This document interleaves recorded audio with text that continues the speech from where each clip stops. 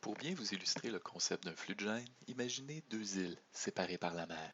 Sur ces îles se retrouveront deux sous-populations d'une grande métapopulation, appartenant à la même espèce qui a génétiquement divergé.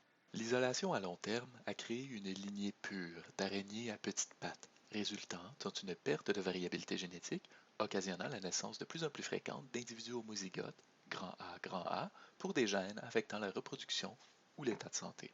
De l'autre côté, une autre lignée pure, mais cette fois-ci d'araignées avec de grandes pattes, les petits a. À plus long terme, cette situation est plus ou moins désirable, car une maladie pourrait affecter tous les individus d'une même sous-population qui, sans variance dans leur code génétique, pourraient en souffrir, voire même périr. Heureusement, certains mécanismes permettront à ces populations d'éviter cette problématique.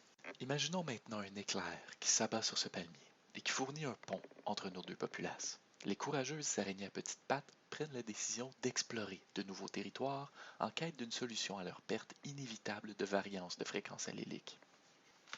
Dans leur quête migratoire, elles tombent par hasard sur de nouveaux partenaires reproductifs potentiels.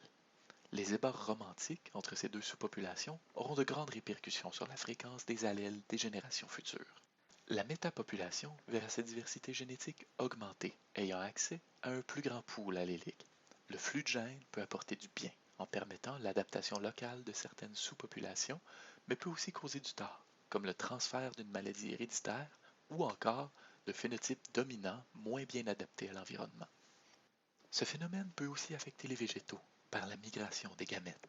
Dans tous les cas, le flux de gènes ne représente pas une création de variation, comme le ferait une mutation, mais plutôt un mélange des allèles déjà existantes.